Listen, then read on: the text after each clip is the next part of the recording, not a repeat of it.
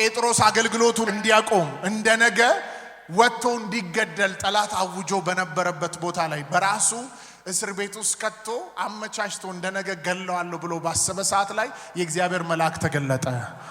ጴጥሮስ ታስሮ ከነበረበት ቦታ ላይ ወጥቶ እንደገና ወንጌልን መናገር ጀመረ። ወደሱ የእግዚአብሔር ብርሃን ሲመጣ የመጀመሪያው ደጅ ተከፈተ፣ ሁለተኛው ደጅ ተከፈተ። የከተማይቷ በርና መዝጊያ አውቆ ምን አለ? ተከፈተ። ድምጻችሁ እንዳይሰማ የተዘጋ ደጅ ዛሬ ይከፈታል። በጠላት የተዘጋ ደጅ ይከፈታል። ድምጻችሁ በምድር ላይ እንዳይሰማ፣ አገልግሎታችሁ እንዳይገለጥ፣ የተነገረላችሁን እንዳትወርሱ ጠላት የዘጋው የትኛው መዝጊያ ሞትን ድል በነሳው በናዝሬቱ በኢየሱስ ስም ነገ አይደለም ዛሬ ይከፈታል። ይከፈታል። ይከፈታል። ይከፈታል በኢየሱስ ስም።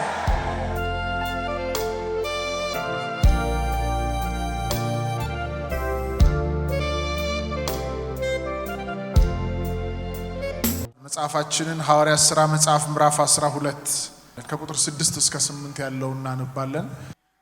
በኢየሱስ ስም አነበዋለሁ። ሄሮድስም ሊያወጣው ባሰበ ጊዜ በዚያች ሌሊት ጴጥሮስ በሁለት ሰንሰለት ታስሮ ከሁለት ወታደሮች መካከል ተኝቶ ነበር። ጠባቂዎችም በደጁ ፊት ሆነው ወህኒውን ይጠብቁ ነበር። እነሆ የጌታ መልአክ ቀረበ፣ በቤቱም ውስጥ ብርሃን በራ። ጴጥሮስንም ጎኑን ነክቶ መጥቶ አነቃውና ፈጥነ ተነሳ አለው። ሰንሰለቶቹም ከእጁ ወደቁ። ሰንሰለቶቹም ከእጁ ምን አሉ? ወደቁ። ሃሌሉያ አሜን። አሁንም በመጣው መልእክት ውስጥ ለአንድ ሰው ጀምሯል። ይሄ ሰውዬ አንደበቱን የያዘውን ሰውነቱን የያዘውን ሰንሰለት ጌታ ጥሎለታል። አሜን። እዚህ ያለ ሁሉ ሰውነቱ ታስሯል ማለት አይደለም። ግን አንዳንዶቻችሁ ሰላም ናችሁ፣ እናንተ ዳግም የተወለዳችሁ ናችሁ፣ መንፈሳችሁ ሰላም ነው፣ ስጋችሁ ሰላም ነው። የሆነ ቦታ ላይ ግን ስራችሁን፣ መንገዳችሁን በነገር ሁሉ ጌታ ባየላችሁ ምዕራፍ እንዳትራመዱ መንገዳችሁን አስሮ የቆየ የጨለማ አሰራር ሊኖር ይችላል። ከዚህ ቤት ሳትወጡ ያ ሰንሰለት ያ የጨለማ ስራው ይፈርሳል። አሜን። ይፈርሳል በኢየሱስ አሜን። ይፈርሳል በኢየሱስ አሜን።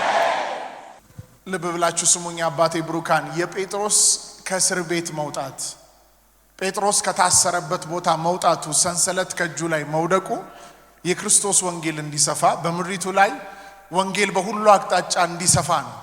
ጴጥሮስን ሰይጣን ታርጌት ሲያደርገው፣ ሲያቅድበት፣ ያለመውን ህልም ሲያሳካበት ፐርፐዙ አንድ ነው። በተለይ በሄሮድስ ውስጥ የተቀመጠው ያ መንፈስ አይታችሁ ከሆነ ያዕቆብን አስገደለ ይላል። ያዕቆብን ካስገደለ በኋላ አይሁድ ደስ አላቸው በያዕቆብ ሞት። ያዕቆብ ወንጀል ሰርቶ አይደለም የተገደለው፣ ወንጌልን ሰርቶ ነው።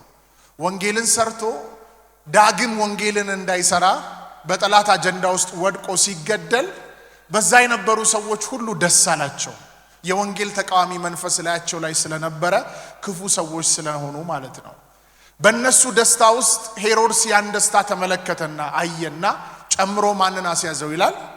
ጴጥሮስን አስያዘው። ጨምሮ ጴጥሮስን ያስያዘበት ምክንያት ዋናው ዓላማ መረብ ውስጥ ኬጅ ውስጥ ያስገባው ዋናው ዓላማ ይህ ሰው መልሶ ወጥቶ ወንጌልን እንዳይናገር፣ ወንጌልን እንዳይሰፋ፣ ነፍሳትን ከጨለማ ወደሚደነቅ ብርሃን እንዳያመጣ፣ አገልግሎቱን እንዳይቀጥል እሱንም አሰረው፣ አገልግሎቱንም አሰረ። ጴጥሮስ ካልወጣ በስተቀር አገልግሎት ሊያገለግል ይችላል፣ ወንጌልን ሊሰራ ይችላል፣ ነፍሳትን ሊያድን ይችላል።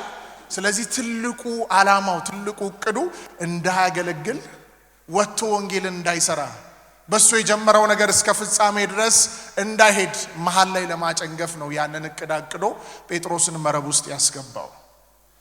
የአባቴ ብሩካን በዚህ ቦታ ላይ ጌታን ሙሉ ጊዜ ሰጣችሁ እያገለገላችሁ ያላችሁ ትልቅ የወንጌል ሸክም በውስጣችሁ ያለ። አንዳንድ ሰው ደግሞ በተለያየ አይነት አቅጣጫ እግዚአብሔርን በገንዘብ የሚያገልገል የሚፈልግ እግዚአብሔርን ቤት ለመስራት የሚፈልግ ሰው አለ። አንዳንዱ ለማገልገል እቅድ ኖሮት ዓላማ ኖሮት በበሽታ ታስሮ የተቀመጣል። አንዳንድ ሰው ደግሞ በፋይናንስ ማገልገል ፈልጎ ፋይናንስ ስለሌለው ሁሉ ነገር ስለተዘጋጋበት፣ ነገሮች ተዘግተውበት፣ ነገሮች ተመሳሳይ ሆነውበት በአንድ መስመር ወይም ደግሞ በአንድ ሰርክል ውስጥ እየተመላለሰ ወደሚፈልገው ነገር ሳይወጣ በተመሳሳይ ህይወት ውስጥ እየኖረ ያለ ብዙ ሰው አለ። ጌታ መንፈስ ዛሬ እንደዚህ ነው ያለኝ። ወደዚህ ልገባ ስል በርካታ ሰዎች ከከበባቸው ከበባ ሊያጠፋቸው ከመጣ ጉድጓድ ከጨለማ ስራ ሁሉ ያመልጣሉ፣ ይሻገራሉ። አንድ አማኝ ካለ ጮሆ አሜን ይበል። ያመልጣሉ፣ ይሻገራሉ። ወደ ተነገራቸው ምዕራፍ ይገሰግሳሉ። ይበዛሉ እንጂ አያንሱ፣ ያሸንፋሉ እንጂ አይሸነፉ፣ ሰብረው ይወጣሉ እንጂ ታስረው አይቀመጡ። አንድ አማኝ ካለ ጮሆ አሜን ይበል። ሃሌሉያ። ጴጥሮስ እስር ቤት ውስጥ ወድቋል። አንዳንድ ሰው ታውቃላችሁ የፍርሃት እስር ቤት ውስጥ ነው ያለው፣ የበሽታ እስር ቤት ውስጥ ነው ያለው፣ የድህነት እስር ቤት ውስጥ ነው ያለው። ከዛ መውጣት አይችልም። ከፍርሃት ውስጥ ወጥቶ ህይወቱን ከዛ ውስጥ ወጥቶ አያውቅም። ከበሽታ ወጥቶ አያውቅም። በበሽታ እስር ቤት ውስጥ ነው ያለው። ስለዚህ ሲሚመላለሰው በበሽታ ውስጥ ነው ሁሌ። አንድ ቀን ጤነኛ ሆኖ የማያውቅ ሰው አለ አሁን እዚህ ጉባኤ መሃል በጌታ ሆኖ እንኳን። ጠላት በበሽታ እስር ቤት ውስጥ አስሯቸዋል። አንዳንዱን በፍርሃት እስር ቤት ውስጥ፣ አንዳንዶች በሁሉ አቅጣጫ የጌታን መንግስት አሰፋለሁ ብለው ይሰራሉ፣ ያደርጋሉ፣ ይሮጣሉ። ነገር ግን በድህነት እስራት ውስጥ በድህነት እስር ቤት ውስጥ አሉ። አንዳንዶች ደግሞ ጭራሽ አገልግሎታቸው እንዳይወጣ ወደ ቀጣይ ምዕራፍ እንዳይገቡ ወደ ቀጣይ ሐሳብ እግዚአብሔር ወዳየላቸው እንዳይገቡ በተለያየ አይነት አቅጣጫ የታሰሩ ሳይመስላቸው የነሱ ነገር ግን በዙሪያቸው ኬጅ ተሰርቶ ከዛ ነገር መውጣት አይችሉም። በዚህ ዓመትም ያው ሁለተኛውም ዓመት ያው 3ም 4ም 5ም 6ም ተመሳሳይ በህይወታቸው ላይ በተመሳሳይ ህይወት ውስጥ እየተራመዱ አሉ። መጽሐፍ ምን ይላል? አንደኛ ቆሮንቶስ ላይ ሲናገር ጌታ ግን መንፈስ ነው ይላል። የጌታ መንፈስ ባለበት ምዕራፍ 3 ላይ የጌታ መንፈስ ባለበት በዚያ ምን አለ? በዚያ ምን አለ? አርነት አለ። ጴጥሮስን ከዛ እስር ቤት ያወጣው ማን ነው? ጌታ ነው። ለምንድን ያወጣው? ለምንድን ነው አርነት ያወጣው? የክርስቶስን ወንጌል እንዲያሰፋ ነው። አሜን ትላላችሁ? አንዳንዶቻችሁ ከከበባችሁ ከድህነት ከበባ ጌታ ያወጣችኋል። መንግስቱን እንድታሰፉ ጌታ ያወጣችኋል። አንዳንዶች ጠላት በዙሪያችሁ ካሰራው ገደብ ጌታ ያወጣችኋል። የአንድ ሰው ህይወት ገደብን ሰብሮ ከዚህ ቤት ይወጣል፣ ይወጣል በኢየሱስ። አማኝ ካለ ጮሆ አሜን ይበል። ቆይቼ እግዚአብሔርን ደጅ ጠናሁት፣ እርሱም ዘንበል አለልኝ፣ ከጥፋት ጉድጓድ ከረግረግ ጭቃ አወጣኝ። ረግረግ ጭቃ ታውቃላችሁ? ገብታችሁ የምታውቁ ከሆነ መውጣት አትችሉም። እዛው ቦታ ነው ስታክ የምታደርጉት። የሆነ የሚረዳ ኃይል መጥቶ ሊያወጣችሁ ይገባል። አንድ ሰው ሊረዳችሁ ቢፈልግ ራሱ አብራችሁ መጥቶ እዛ ጋር ረግረግ ጭቃ ላይ ቆሜ ያወጣለሁ ቢል እሱም ይገባል። ከሩቅ ሆኖ ነው እርዳታን መላክ ያለበት እናንተን ለማውጣት። አያችሁ፣ የረግረግ ጭቃ ሰው ላይጠፋ ላይሞት ይችላል ረግረግ ጭቃ ውስጥ ሆኖ። ነገር ግን ቆሞ እዛው ጭቃ ውስጥ እንዳለ ለመውጣት ቢፈልግ መውጣት አይችልም። ይሄ በነገራችሁ ትንቢታዊ መልእክት ነው። ጌታ ያለኝን ነው።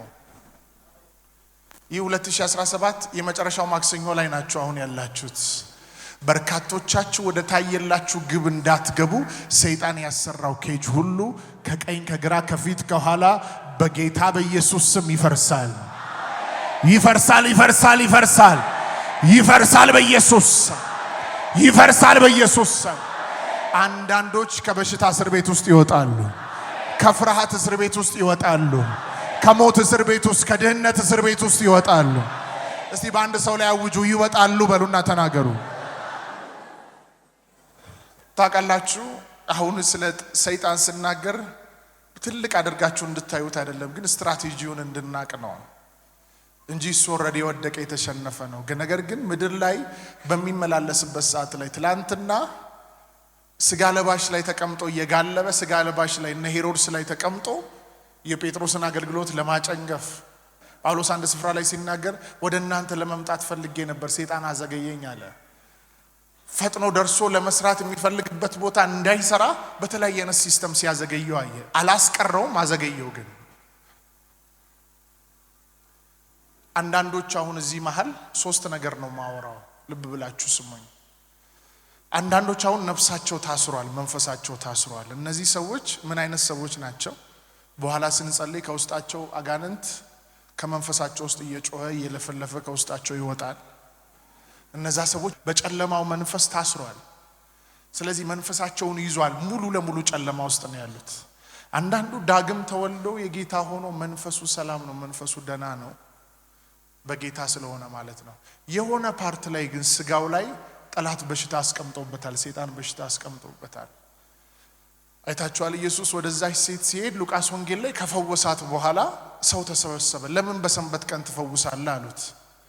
ከዛ እንደዚህ ብሎ መለሰ፣ እቺ ሴት የአብርሃም ልጅ ሆና ከሰይጣን እስራት ልትፈታ አይገባትም አለ።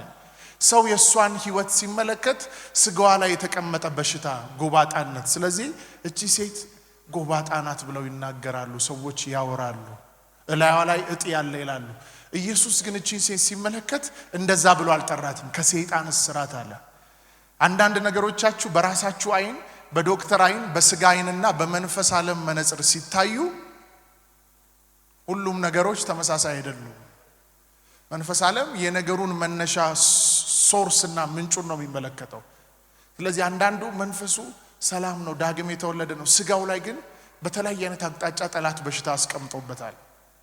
ሶስተኛው ደግሞ አንዳንዶች መንፈሳቸው ሁሉ ነፃ ነው፣ ስጋቸው ነፃ ነው፣ ስጋቸው ላይ ምንም ህመም የለም፣ በሰላም እየተመላለሱ ነው። ነገር ግን አገልግሎታቸው ዙሪያ፣ ስራቸው ዙሪያ፣ መንገዳቸው ዙሪያ፣ ፋሚሊያቸው ዙሪያ የሆነ ፓርት ላይ የሆነ ችግር አለ። something wrong እንዳለ እነሱም ይገባቸዋል፣ ግን ምንድነው የሚለውን ነገር ማወቅ አቅቷቸዋል። ይጸልያሉ፣ ይተጋሉ፣ ይወጣሉ፣ ይገባሉ፣ ጤናቸው ሰላም ነው፣ መንፈሳቸው ሐሴት ያደርጋል። ነገር ግን ሲሰሩ የሚሰሩት ነገር አይከናወንም። ሲያገለግሉ ባሰቡት መንገድ ላይ እንዳይሄዱ ገደብ የተቀመጠባቸው ነገር አለ። እነዚህን ሶስት ነገር ካስተዋላችሁ ምንድነው የሚሆነው? ቆመን በምንጸልይበት ሰዓት የጌታ ኢየሱስን ስም ስንጠራ ብዙዎቻችሁ ጠላት ባስቀመጠባችሁ የትኛውም ክፉ ነገር ላይ የጌታ እሳት ይገለጣል። ያ በሽታ ለቆ ይሄዳል። ያ ክፉ መንፈስ ለቆ ይሄዳል ከመንገዳችሁ ላይ። ስራችሁን፣ በረከታችሁን የያዘ ክፉ ኃይል ሁሉ ለቆ ይሄዳል። እስቲ ጅነሳና ጮና ይሄዳል በሉ። በሽታ፣ ጭንገፋ፣ ሐዘን፣ ድህነት፣ ጉስቁልና፣ ፍርሃት ጮና እስቲ ይሄዳል በሉ። ድገሙ አሁን። የመጨረሻ ይሄዳል በኢየሱስ ስም። ስሙኝ፣ ጴጥሮስ አገልግሎቱን እንዲያቆም እንደነገ ወጥቶ እንዲገደል ጠላት አውጆ በነበረበት ቦታ ላይ በራሱ እስር ቤት ውስጥ ከቶ አመቻችቶ እንደነገ ገለዋለሁ ብሎ ባሰበ ሰዓት ላይ የእግዚአብሔር መልአክ ተገለጠ።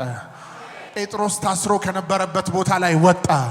ወጥቶ እንደገና ወንጌልን መናገር ጀመረ። ወደሱ የእግዚአብሔር ብርሃን ሲመጣ የመጀመሪያው ደጅ ተከፈተ፣ ሁለተኛው ደጅ ተከፈተ። የከተማይቷ በርና መዝጊያ አውቆ ምን አለ? ተከፈተ። ድምጻችሁ እንዳይሰማ የተዘጋ ደጅ ዛሬ ይከፈታል። በጠላት የተዘጋ ደጅ ይከፈታል። ድምጻችሁ በምድር ላይ እንዳይሰማ፣ አገልግሎታችሁ እንዳይገለጥ፣ የተነገረላችሁን እንዳትወርሱ ጠላት የዘጋው የትኛው መዝጊያ ሞትን ድል በነሳው በናዝሬቱ በኢየሱስ ስም ነገ አይደለም ዛሬ ይከፈታል።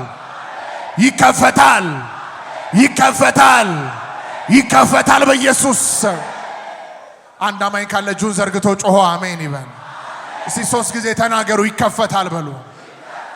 1 2 የበረከት በር፣ የክርስቶስን ወንጌል የምታሰፉበት በር፣ ምሪቱን የምትወርሱበት በር፣ ጠላት የዘጋው በር ይከፈታል በኢየሱስ ስም።